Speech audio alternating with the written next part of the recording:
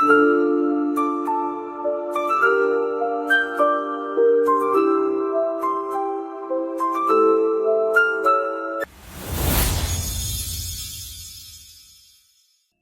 சிந்தனை முழுக்க அதுல இருக்கும்போது நம்ம உடல் என்னவாக இருக்கும்? நமக்கு தேவையான அந்த ஆனந்தத்தை, ஆரோக்கியத்தை, மகிழ்ச்சியை அனுபவிக்கிறதுக்கு தகுந்த மாதிரியான ரசாயனங்கள் சுரந்திருக்கும். ஆனா நம்மளுடைய சிந்தனையில ஒரு பெயர் வச்சு அதுல நிறைய இந்த மாதிரியான விளைவுகள்லாம் உருவாகும்னு அறிகுறிகளை சொல்லி அதை விழிப்புணர்வுங்கிற பேர்ல திரும்ப திரும்ப பல வகையான அறிகுறிகளுக்கு இப்படியெல்லாம் இருக்கும் அப்படின்னு சொல்லி விளம்பரப்படுத்தப்படுது. அதை நம்ம பார்த்து கேட்டு அறிஞ்சு உள்ளுக்குள்ளார நல்லா ஆழமா பதிய வச்சிருக்கிறோம். நமக்கு ஏதாவது ஒரு சிறிய அறிகுறி வந்தாக்க உடனடியா இதுவாக இருக்கலாம், அதுவாக இருக்கலாம் அப்படின்னு சொல்லி இன்னைக்கு சாதாரணமா என்ன சொல்றது, ஒரு காலகட்டத்துல சொல்லுவாங்க படிப்பறிவு இருக்கிறவங்க எல்லாம் புத்திசாலிங்கிற மாதிரி. இன்னைக்கு படிப்பறிவே இல்லாத நபர்கள் கூட ஒருத்தருக்கு ஏதாவது ஒரு அறிகுறி வந்துச்சுன்னா இதுவா இருக்கலாம், அதுவா இருக்கலாம், நீங்க போய் உடனடியா பாருங்க, இல்லைன்னா பின்னாடி அப்படின்னு சொல்லி ஆலோசனை சொல்ற அளவுக்கு எல்லாருமே இங்க மருத்துவம் தெரிஞ்சு வச்சிருக்காங்க. எல்லாருமே டாக்டர் தான்.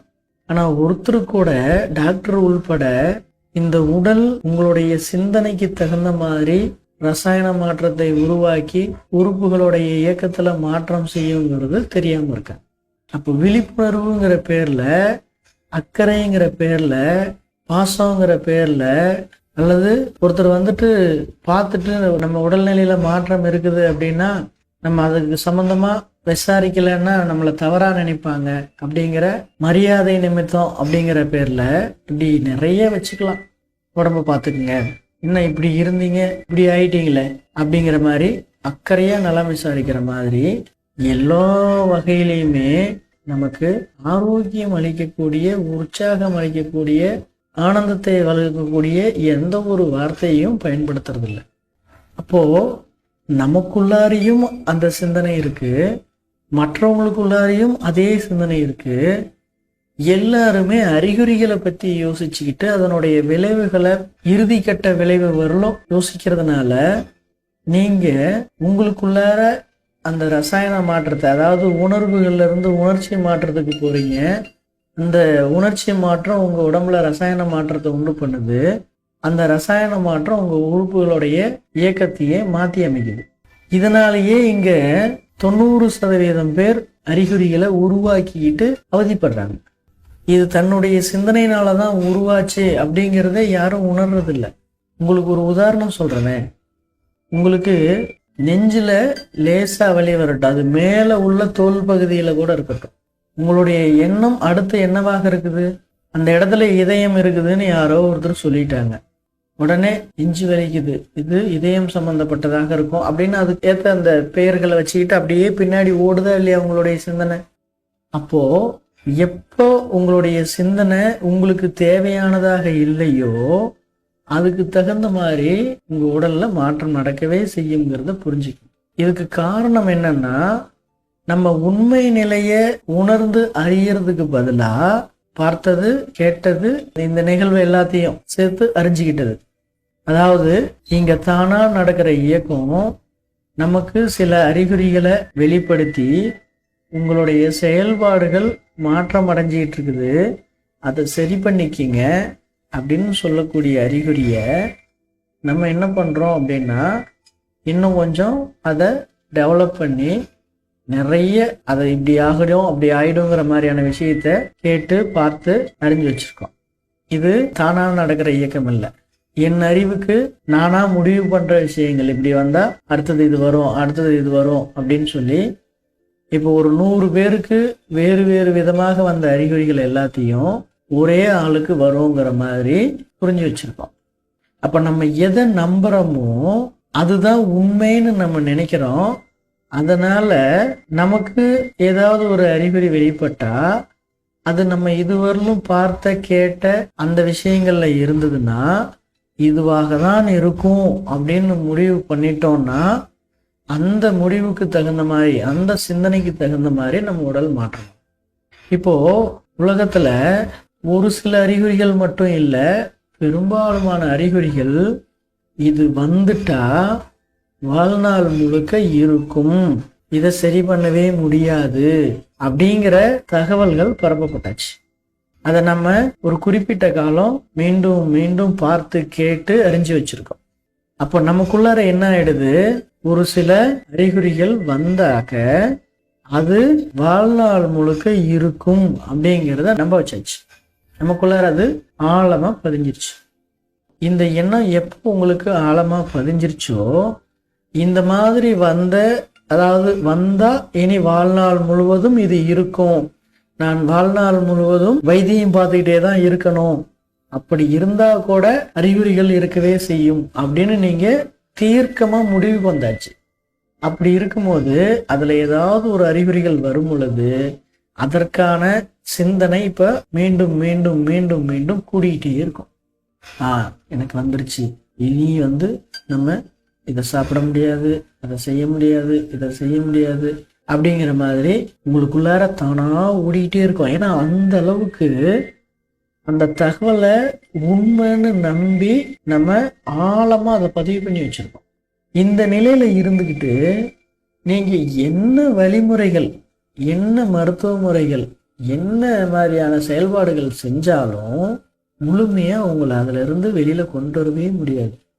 ஏன்னா உங்களுடைய சிந்தனையின் மூலியமாக உங்க உடல்ல ரசாயன மாற்றத்தை உருவாக்கிக்கிட்டே இருக்கிறீங்க. அந்த அறிகுறிகள்லாம் நிரந்தரமாக தான் இருக்கும் அப்படிங்கிற அடிப்படையில புரிஞ்சதுனால உருவாக்கிக்கிட்டே இருக்கீங்க. ஒரு பக்கம் உருவாக்கிக்கிட்டு இன்னொரு பக்கம் அதை சரி பண்றதுக்கான வேலையை செஞ்சீங்கன்னா எப்படி சரியாகும்? புரிகிற மாதிரி சொல்லணும்னா, வீட்டுல குப்பையா இருக்குதுன்னு சொல்லி ஒருத்தர் தொடப்பத்தை எடுத்து கூட்டி அள்ளி குப்பையை கொண்டு போய் வெளியில கொட்டுறாரு, இன்னொருத்தர் வேறு பக்கம் இருந்து கொண்டு வந்து உள்ள கொட்டுறாரு. சொல்றது புரியுதுங்களா? நீங்க கூட்டி அள்ளி வெளியில கொட்டுறது நீங்க செஞ்சுக்கிற சிகிச்சை, இன்னொருத்தர் உள்ள கொண்டு வந்து கொட்டுற குப்பை உங்களுடைய சிந்தனை. இது வந்துருச்சுன்னா சரியாகாது, வாழ்க்கை முழுக்க அதுக்கு வைத்தியம் பண்ணிட்டு தான் இருக்கணும் அப்படின்னு நீங்க நினைக்கிறது உள்ள போடுற குப்பை, வைத்தியம் பண்ணிக்கிறது வெளியே அள்ளி போடுற குப்பை. என்னைக்கு அந்த வீடு குப்பை இல்லாம இருக்கும்? ஒருத்தர் உள்ள கொண்டு வந்து போட்டுட்டே இருக்கிறாரு, ஒருத்தர் அதை அள்ளி வெளியில கொண்டு போய் போட்டுட்டு இருக்காரு. என்னைக்கு அந்த வீடு குப்பை இல்லாம இருக்கும்? வாய்ப்பே இல்லை. நல்லா புரிஞ்சுக்கங்க. நான் என் சிந்தனையில என் உடலை பற்றி சரியா புரிஞ்சிக்கல, அதனால என்னுடைய சிந்தனையில தேவையற்ற எண்ணங்களை போட்டு வச்சிருக்கேங்கிறது எப்போ புரியுதோ அப்போ இதை பத்தி யோசிக்க ஆரம்பிப்பீங்க. உங்க உடல் எப்படி இயங்குதுங்கிறது தெரிஞ்சிருச்சுன்னா, அது புரிஞ்சிருச்சுன்னா இந்த மாதிரியான தகவல்கள் உண்மை இல்லை அப்படிங்கிறது தெரிஞ்சிடும். அது தெரிஞ்சிருச்சுன்னா அதை நம்ப மாட்டீங்க, அதை யோசிக்க மாட்டீங்க. உங்களுக்கு தேவையான அந்த உற்சாகத்துல, மகிழ்ச்சியில, ஆனந்தத்துல இருக்கிறதுக்கு முயற்சி பண்ணுவீங்க. அப்படி முயற்சி பண்ணும்போது உங்க உடம்புல உருவாகக்கூடிய அந்த ரசாயன மாற்றம் உங்க உடலை உற்சாகமா, மகிழ்ச்சியா, ஆனந்தமா வச்சுக்கிறதுக்கான அந்த தன்மையில இருக்கும். இந்த ரசாயனம் அந்த தன்மையில சுரக்கும் பொழுது அது உங்க உடல் முழுக்க பரவும் போது உங்க உடம்பு உற்சாகமா அந்த ஆனந்தத்தையும் மகிழ்ச்சியும் அனுபவிக்கிறதுக்கு தயாராகிடும். ஒருவேளை அந்த அறிகுறிகள் கொஞ்சம் கூடுதலாக இருந்து அப்போ நீங்க அதை சரி பண்றதுக்கு வழிமுறைகளை கடைபிடிச்சிங்கன்னு சொன்னா விரைவா அது உங்களுக்கு துணை புரிஞ்சு ஆரோக்கியத்துக்கு வந்துட முடியும். இது புரியாததுனாலதாங்க உலகம் முழுக்க அறிகுறியிலேயே இருக்காங்க. அப்ப நல்லா புரிஞ்சுக்குங்க, எண்ணத்துல மாற்றத்தை உருவாக்குனா அது உங்களுடைய உடல்ல உருவாகக்கூடிய ரசாயனத்துல மாற்றத்தை உண்டு பண்ணுது. அந்த ரசாயன மாற்றம் உங்க உடலை வேற மாதிரி இயக்கி வச்சிடும். இது நல்லா புரிஞ்சுது அப்படின்னு சொன்னா அதை பத்தி நம்ம யோசிக்கிறத விட்டுட்டு நம்ம மகிழ்ச்சியா இருக்கிறதுக்கான விஷயத்தை யோசிப்போம் இல்லையா? அப்போ நம்மளுடைய சிந்தனை எப்போ மகிழ்ச்சியை நோக்கி, அனுபவிக்கிறத நோக்கி வருதோ அப்போல இருந்து நம்ம உடம்பு தெம்பா, ஆரோக்கியமா, மகிழ்ச்சியா, ஆனந்தமா இருக்கும். நம்ம சிந்தனையில எப்போ இந்த உணர்ச்சிகள், வெறுப்பு, கோபம், பயம், கவலை இந்த மாதிரி நம்ம வச்சுக்கிறோமோ அதுக்கு தகுந்த மாதிரி ரசாயனம் சுரக்க ஆரம்பிச்சு உடல் இயக்கத்துல மாற்றம் பண்ணிடும். இது புரியாம உங்க உடல் ஆரோக்கியம், மன ஆரோக்கியம் அப்படிங்கிறது வாய்ப்பே இல்லை. நீங்க என்ன வேணா முயற்சி பண்ணலாம், எவ்வளவு வேணா செலவு பண்ணலாம், பெரிய பெரிய மருத்துவமனைகள்னு போய் பார்க்கலாம், உயரிய மருந்துன்னு நிறைய பயன்படுத்தலாம். ஆனா எதுவுமே உங்களை ஆரோக்கியப்படுத்தாது. உங்களை ஆரோக்கியப்படுத்தணும் அப்படின்னு சொன்னா முதல்ல உங்களுடைய சிந்தனை தெளிவாக இருக்கணும். என் உடல்ல ஒரு மாற்றம் ஏற்படுது அப்படின்னு சொன்னா அது என்னுடைய செயல்பாடுனாலதான் இருக்க முடியுங்கிறதுல தெளிவாயிட்டீங்கன்னா, எந்த செயல் என்னுடைய உடலை மாற்றம் செய்யுது அப்படிங்கிறத கவனிச்சு அதை சரி பண்றதுக்கான வேலை. அதாவது முதல்ல சிந்தனையில மாற்றம் இருக்கணும். அதன் பிறகு ஏற்கனவே நம்ம போட்ட சிந்தனையினால உருவான அறிகுறிக்கு என்ன பண்ணா சரியாகும் அப்படிங்கறத சரியா தெரிஞ்சு செஞ்சீங்கன்னா விரைவாக ஆரோக்கியத்துக்கு திரும்பிடலாம். ஏன்னா நம்ம இயல்பே ஆரோக்கியமா இருக்கிறது, மகிழ்வா இருக்கிறது, ஆனந்தமா இருக்கிறது தான். எப்போ நம்மளுடைய சிந்தனை மாறி போச்சோ அப்போ இதெல்லாம் மாறுது. இது புரிஞ்சுதுன்னா போதுங்க. நீங்க 4448க்கும் மூலிகை தேட வேண்டியதில்லை, லேகியம் தேட வேண்டியதில்லை, மருந்துகள் தேட வேண்டியதில்லை, அப்படி எதுவும் தேவையில்லை. இது புரிஞ்சுதுன்னா போதும். அப்ப இது எப்ப புரியும் அப்படின்னா, நீங்க இது நாள் வரலும் பார்த்து கேட்டு அறிஞ்சு வச்சிருக்கிறது எல்லாம் உண்மை அப்படிங்கிறத நம்பிட்டு இருக்கீங்க இல்லையா, அதை விட்டுட்டு சுயமாக சிந்திக்க ஆரம்பிச்சு சுயமாக கவனிக்க ஆரம்பிச்சீங்கன்னா சிந்தனை உங்களுக்கு தெளிவாக புரிதலை கொடுக்கும். உங்க உடம்புல வெளிப்படக்கூடிய அறிகுறிகளை கவனிங்க. அதுக்கு முன்னாடி நீங்க என்னெல்லாம் செய்யறீங்கிறதுல கவனம் வைங்க. உங்களுடைய செயல்கள் என்னென்னலாம் இருக்குது அப்படிங்கிறத கவனிங்க. அது எல்லாம் உங்களுடைய உடல் இயக்கத்துக்கு ஒத்து போகுதான்னு பாருங்க. அதை சரி பண்ணுங்க, சரியாட்டு. உதாரணத்துக்கு சொல்லணும்னா, பசிக்குது இல்லையா, அந்த பசிக்குதுங்கிற உணர்வு வந்தபோது நீங்க உணவு எடுத்துக்கிறீங்களான்னு பாருங்க. அப்படி எடுக்கிற உணவின் மூலியமாக உங்களுடைய பசி அடங்குதான்னு பாருங்க. அப்படி பசி அடங்குற மாதிரி நீங்க உணவு எடுத்துக்கிட்டீங்கன்னு சொன்னா உங்க உடல்ல ஏற்பட்ட மாற்றத்தை சரி பண்றீங்கன்னு அர்த்தம். அப்படி இல்லாம ருசிக்காக உணவு எடுத்து இன்னும் கூடுதலாக அப்படிங்கிற மாதிரியோ, அல்லது பசிங்கிற உணர்வு வந்த பிறகும் உணவை எடுத்துக்காம காலம் கடத்துற மாதிரியோ, அல்லது பசி அடங்காம நீங்க உணவை எடுத்துக்கிற மாதிரியான செயல்களில் ஈடுபட்டீங்கன்னா உங்களுடைய உடலுக்கான தேவையை நீங்க பூர்த்தி பண்ணலன்னு அர்த்தம். அப்ப இது போல ஒவ்வொரு நிகழ்வையும் கவனிச்சீங்கன்னா உங்க உடல் சமநிலையில இருக்குதா, தேவையை பூர்த்தி பண்ணிட்டோமா அப்படிங்கிறது புரிஞ்சிடும். ஒருவேளை பூர்த்தி ஆகலைன்னா அதை பூர்த்தி பண்றதுக்கான வழிமுறைகளை எப்படி செய்யறது அப்படிங்கிறத தெரிஞ்சுக்கிட்டு செய்ய ஆரம்பிச்சிருவீங்க. அப்போ உங்க உடல் ஆரோக்கியமா இருக்கும். இதுதான் நீங்க உடல் ஆரோக்கியமா இருக்கிறதுக்கு செய்ய வேண்டிய அடிப்படையான விஷயம். இதே போல ஒவ்வொன்றையும் கவனிங்க. நீங்க ஏசி வசதிக்காக போட்டுக்கும் பொழுது உங்க உடல் என்ன மாதிரி இருக்குதுன்னு கவனிங்க. ஆசையா கூல்ட்ரிங்க்ஸ் இந்த குளிர்ச்சியாக சாப்பிடும் போது உங்க உடல் என்னவாகுதுன்னு கவனிங்க. சூடாக சாப்பிடும் போது என்னவாகுதுன்னு கவனிங்க. கவனிச்சிங்கன்னா போதும். எல்லாத்துக்கும் வழிமுறை உங்களுக்கு கிடைக்கணும்னா நீங்க செய்ய வேண்டியது ஒன்னே ஒண்ணுதான். எல்லாத்தையும் கவனிச்சிங்கன்னா புரியும். ஏன்னா கவனிச்சிங்கன்னா இந்த தானா நடக்கிற இயக்கம் என்ன எல்லாம் செய்யுது, அதுக்கு நான் என்னெல்லாம் செஞ்சுக்கிட்டா என்ன அதுக்கு தகுதி படைச்சுக்கிட்டு நான் இங்க இருக்கிற விஷயத்த அனுபவிச்சு ஆனந்தமா ரசிச்சு வாழ்க்கைய அனுபவிச்சு வாழ்ந்து முடிச்சுட்டு போக முடியுங்கிற அனைத்து வழிமுறையும் கிடைக்கும். அப்படி வழிமுறை கிடைச்சவங்க தான் இங்க ஆனந்தமா வாழ்ந்துட்டு போயிருக்காங்க. மற்றவங்க எல்லாம் வாழவே இல்லை. அப்படி வாழாததுனால நீங்க ஆசைப்படுறதெல்லாம் அடையிறதுக்காக மீண்டும் மீண்டும் மீண்டும் வந்துகிட்டே இருக்கிறீங்க. ஆனா ஒவ்வொரு முறையும் நீங்க முழுமையா வாழ்றதே இல்லை. ஆனா வந்துகிட்டே இருக்கீங்க. இந்த மாதிரி வந்துகிட்டே இருக்கிறது நல்லா இருக்குதாங்கிறது உங்களுக்கு எப்ப புரியும்னா, அந்த சிரமங்களை அனுபவிக்கும் போது எதுக்குடா இந்த வாழ்க்கை அப்படின்னு சில நேரத்தில் நினைப்போம்ல, அந்த மாதிரி நினைக்கும் போது மட்டும்தான் அது உங்களுக்கு புரியும். மற்ற நேரத்துல புரியறது இல்லை. அது மற்ற நேரத்துல புரிஞ்சுது அப்படின்னு சொன்னா நீங்க வாழ்றதுக்கு பழகிருக்கு. நம்ம இன்னைக்கு எப்படி இருக்கிறோம் தெரியுமா? வேலை முக்கியம். வேலை ஏன் முக்கியம்? வருமானம் வேணும். வருமானம் எதுக்கு? குடும்பத்தில் நிறைய செய்ய வேண்டி இருக்குது, கடமைகள். பொருளாதாரம் வேணும்ல. பொருளாதாரம் இருந்தால் தானே நம்ம எல்லாத்தையும் செய்ய முடியும். அப்படிங்கிற அடிப்படையில சாப்பிட்றதுக்கு கூட நமக்கு நேரம் இல்லைங்கிற அளவுக்கு வேலை செய்யறாங்க.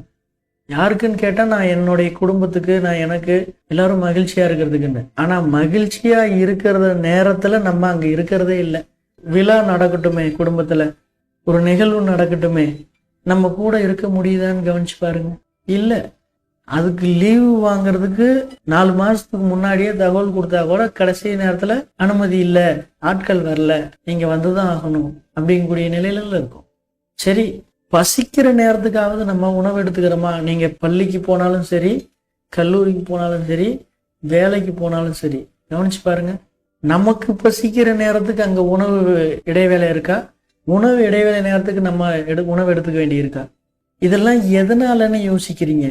நம்மளுடைய சுய சிந்தனை இல்லாததுனால நம்ம சுயமா தொழில் செஞ்சிட்டு இருந்ததை விட்டுட்டு படிச்சுட்டு ஒருத்தங்கிட்ட போய் அடிமைக்கா வேலைக்கு இருக்கிறோம். நான் எங்க அடிமையா வேலை இருக்கேன்? நான் அங்க மேனேஜரா இருக்கிறேன், என் கீழே எவ்வளவு பேர் இருக்கிறாங்கன்னு நீங்க அறியாமையில இருக்கலாம். நீங்க பசிக்கும் போது சாப்பிடாம அங்க கம்பெனியில என்ன நேரத்துக்கு கொடுக்குறாங்களோ, அலுவலகத்துல என்ன நேரத்தை ஒதுக்குறாங்களோ அந்த நேரத்துல சாப்பிட்றீங்கிறது ஒண்ணு போதும். அதான் நீங்க அடிமையா இருக்கிறீங்கிறதுக்கு. இந்த சிந்தனையே வராத அளவுக்கு தாங்க நம்ம இருக்கோம். எப்போ இந்த சிந்தனை வருதோ நமக்காக அப்படின்னு நம்ம முடிவு பண்ண ஆரம்பிச்சோம்னா இந்த உலக இயக்கம் மாறும். அலுவலகமாக இருந்தாலும் கல்வி கூடமாக இருந்தாலும் பசிக்கிற நேரத்துக்கு அவங்க உணவு எடுத்துக்கலாம் அப்படிங்கிற சூழல் மாறும். இது புரியாத வர இந்த உலக இயக்கத்தை நம்ம தானா இயங்குற அந்த இயக்கத்துக்கு ஏற்ற மாதிரி நம்ம மாத்தாத வரலும் இங்க எல்லாரும் இந்த மாதிரியான அறிகுறிகள்ல சிக்கிக்கிட்டு இந்த மாதிரியான நிகழ்வுகளை சரியா புரிஞ்சிக்காம இறுதி வரை ஆனந்தத்தை அனுபவிக்காம வாழ்க்கையை ரசிக்காம வாழாம கடைசி நேரத்துல இதெல்லாம் நான் செய்யாம விட்டுட்டேனே, நான் வாழவே இல்லையே அப்படிங்கிற மாதிரியான சிந்தனையோடவே போய் சேர வேண்டியிருக்கு. இதுதான் சேருவாங்க, வேற வழி இல்லை.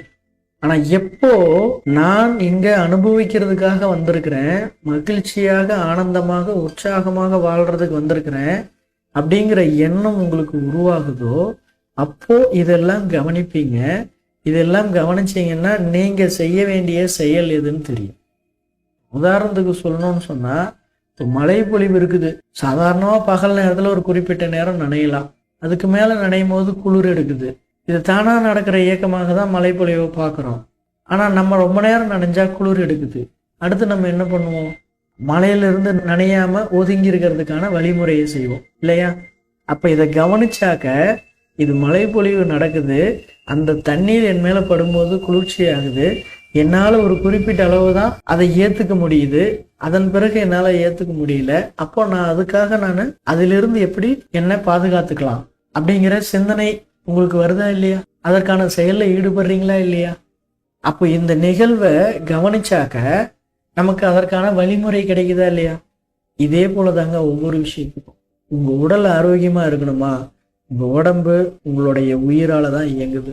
உங்களுடைய உயிர் எப்படி இருக்குதுன்னா சுவாசமா இயங்கிட்டு இருக்குது. அதனுடைய ஆரம்பம் எங்க, இருப்பிடம் எங்க அப்படின்னா உங்களுடைய தலையினுடைய மையப்பகுதியில. அதனுடைய இயக்கமே சுவாசம்தான். அப்ப அந்த சுவாசத்தை முறைப்படுத்தினா உயிரோடைய ஆற்றல் இயல்பாக இருக்கும். உயிராற்றல் இயல்பாக இருந்ததுன்னா உங்களுடைய உணர்வு நிலைகள் இயல்பாக இருக்கும். உணர்வு நிலை இயல்பாக இருந்துச்சுன்னா நீங்க பார்க்குற, கேட்குற, செயல்படுற விஷயங்கள் எல்லாமே தெளிவாக இருக்கும், உற்சாகமா இருக்கும், மகிழ்ச்சியா இருக்கும், ஆனந்தமா தாங்க இருக்கும். இது எப்போ உயிருங்கிற அந்த சுவாசத்துல மாற்றம் ஏற்படுதோ அப்போ உணர்வுங்கிறது உணர்ச்சிக்கு போயிடும்.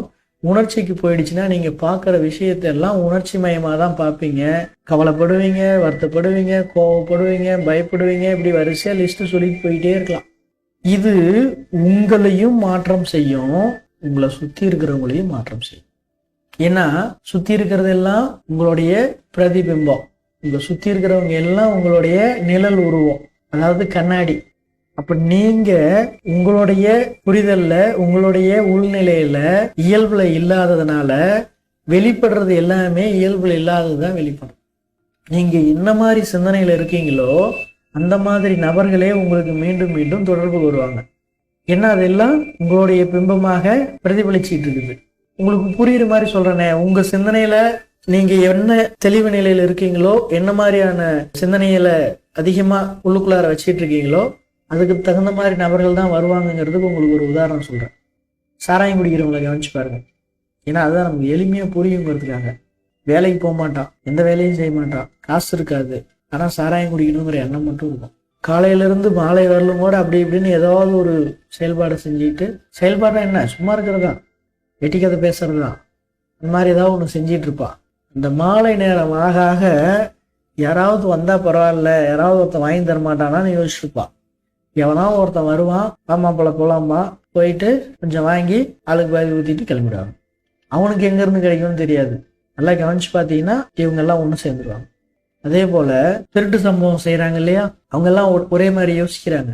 அவங்களுடைய பிம்பம் எல்லாம் ஒன்னா சேர ஆரம்பிச்சு உடல் பலம் உள்ளதான் நினைச்சுக்கிட்டு ஒருத்தனை அடிச்சு பிழைக்கிற பிழப்பு இருக்கு இல்லையா, அவங்க எல்லாம் ஒன்னா சேர்ந்துட்டு இருப்பாங்க.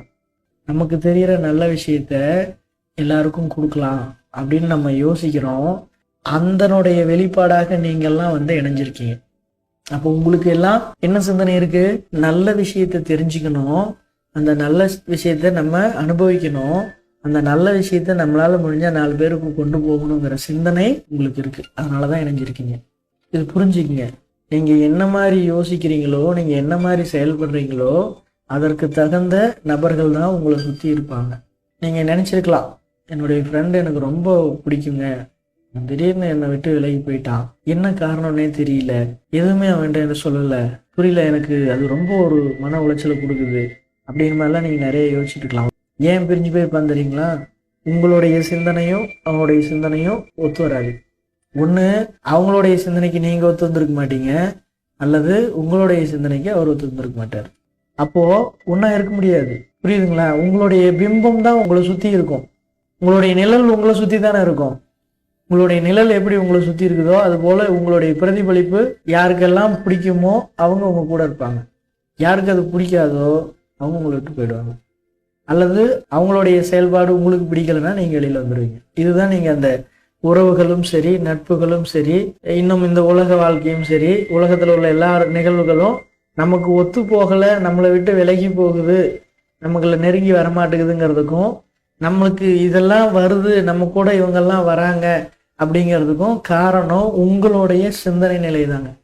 நீங்க ஆரோக்கியமா இருக்கிற நபர்களை சந்திக்கிறதும், ஆரோக்கியமா வாழ்றதுக்கான வழிமுறைகளை சொல்ற நபர்களை சந்திக்கிறதும், உற்சாகமா வாழ்ற நபர்களை சந்திக்கிறதும், ஆனந்தமா வாழ்ற நபர்களை சந்திக்கிறதும், மருத்துவத்தை தேடி ஓடுறது, மருத்துவத்தை பத்தி தெரிஞ்சுக்கிறது, அறிகுறிகளை பத்தி பேசி அதுல உள்ள விஷயங்களை தெரிஞ்சுக்கிறது, இப்படிங்கிற இயக்கத்துக்கு போறதும், நீங்க என்ன நிலையில இருக்கிறீங்களோ உங்களுடைய சிந்தனை எப்படி இருக்குதோ அதை பொறுத்தது. நல்லா புரிஞ்சுக்கோங்க. இன்னைக்கு நம்ம கிடைக்கிற தகவல்லாம் பெரும்பாலும் ஆன்லைன்ல, சமூக வலைதளங்கள்ல இல்லையா? நீங்க அதுல எதை தெரிஞ்சுக்கிறீங்க, எது அதிகமா இருக்குதுங்கிறத கவனிச்சு பாருங்க. நமக்கு தேவையானது வாழ்வியல் முறை, அதை நம்ம நல்லபடியா செய்யறதுக்கு என்னென்ன வழிமுறைகள் இருக்குதுங்கிற தகவல் யாராவது சொன்னா பார்ப்பீங்க. அறிகுறி பேரை சொல்லி இது வந்துருச்சுன்னா இப்படி இப்படிலாம் விளைவுகள் இருக்கும் அப்படின்னு சொல்ற தகவல்களை இனி பார்க்க மாட்டீங்க. இது புரிஞ்சுதுன்னா, இன்னும் சொல்ல போனா நீங்க பார்க்கறத விட உங்களுக்கு தெரிஞ்ச வாழ்வியல் முறைகளை நீங்க சொல்ல ஆரம்பிப்பீங்க. தெளிவா புரிஞ்சுதுன்னா. இல்ல இப்பதான் எனக்கு புரிய ஆரம்பிச்சிருக்குதுன்னு சொன்னா, நம்ம சொன்ன மாதிரி இந்த மாதிரி யாராவது சொல்லியிருக்காங்களா, அப்படி ஏதாவது ஒரு தகவல் இருக்கா அப்படிங்கறத பார்ப்பீங்க. எப்போ இதை பார்க்க ஆரம்பிக்கிறீங்களோ அப்பவே உங்க சிந்தனைகள் உங்களுக்கு தேவையானதை நோக்கி வர ஆரம்பிச்சிருச்சுன்னு அர்த்தம். கண்ட குப்பைகளை அள்ளி உள்ள போட்டுக்க மாட்டீங்க, வெளியில கொட்டிடுவீங்க. எப்போ உங்களுடைய சிந்தனை வாழ்றத பத்தி இருக்கோ அப்போ மகிழ்ச்சி, உற்சாகம், ஆனந்தம், இதை பத்தின சிந்தனை தான் உங்களுக்கு வரும். இது எப்போ வர ஆரம்பிக்குதோ உங்க உடல் அதை அனுபவிக்கிறதுக்கு மாறியே தீரணுங்க. அதான் இயல்பு. அந்த தானா நடக்கிற இயக்கம், அந்த அறிவா இயங்குற இயக்கம், அந்த உணர்வா இயங்குற இயக்கம் இதை நடத்தியே தீரும். ஏன்னா ரெண்டும் வேற கிடையாது. நீங்களும் அந்த தானா நடக்கிற இயக்கமும், அறிவா இருக்கிறதும் உணர்வா இருக்கிறதும் வேற கிடையாது. ஆனா நம்ம பிறந்த பிறகு நம்ம சுத்தி இருக்கிறவங்க நமக்கு காட்டின அந்த வழிமுறைகளை பிடிச்சிக்கிட்டு நிக்கிறதுனால மட்டுமே அறிவில்லாம, உணர்வில்லாம, தானா நடக்கிற அந்த இயக்கத்துல இருந்து நானா நடத்துறதுதான் சரிங்கிற இடத்துல சிக்கிட்டு இருக்கோம். இது புரிஞ்சதுன்னா போதும். உங்க மனோநிலையில எப்போதும் ஆனந்தம் இருக்கும், எப்போதும் மகிழ்ச்சி, எப்போதும் உற்சாகம். எப்போ பார்த்தாலும் அந்த புன்சிரிப்பு, குழந்தைங்க கிட்ட பார்ப்போம்ல அந்த புன்சிரிப்பு எப்போதும் இருக்கும். இது எப்போ உங்களுக்கு நிரந்தரமாகுதோ அப்போ நீங்க வாழ்க்கைய வாழ ஆரம்பிக்கிறீங்க, அனுபவிக்க ஆரம்பிக்கிறீங்க. அந்த வாழ்க்கைய நீங்கள் ரசிக்க ஆரம்பிச்சிடுவீங்க. அப்படி ஒவ்வொன்றையும் ரசித்து வாழ ஆரம்பிச்சிங்கன்னா எல்லாமே திருப்தியாக இருக்கும். உங்களுக்கு நிம்மதியாக எல்லாத்தையும் அனுபவிச்சாச்சு, நான் என்னென்னலாம் அனுபவிக்கணும்னு நினைச்சேனோ அத்தனையும் அனுபவிச்சாச்சு அப்படிங்கிற ஒரு முழுமையான ஒரு நிலை உருவாகும். அந்த நிலை தான் உங்களை மீண்டும் மீண்டும் இந்த பூமியில இந்த மாதிரி உருவம் எடுத்து அனுபவிச்சு அந்த மாதிரி அனுபவத்தை பெற வரலும் நீங்கள் அனுபவிக்க வேண்டிய சூழல் உருவாகிட்டே இருக்கும். அந்த மாதிரி அனுபவிச்சிட்டிங்கன்னா இந்த நிலைக்கு வரமாட்டீங்க. இது புரியும் அப்படின்னு நினைக்கிறேன். இப்போ எண்ணத்தில் மாற்றத்தை கொண்டு வாங்க. உங்கள் உடல் ஆரோக்கியமாக, உற்சாகமாக, மகிழ்ச்சியாக, ஆனந்தமாக நீங்கள் என்னெல்லாம் அனுபவிக்கணும்னு நினைக்கிறீங்களோ அதை அனுபவிக்கிறதுக்கு தயாராகிடும். அதை அனுபவிங்க, அனுபவத்திலே இருங்க, அதை கொண்டாடுங்க, தினம் தினம் கொண்டாடுங்க. நிம்மதியாக திருப்தியாக இதை அனுபவிச்சுட்டு இறுதியாக நம்ம எல்லாருக்கும் சொல்லிட்டு இந்த உடலை விட்டு கிளம்பலாம்.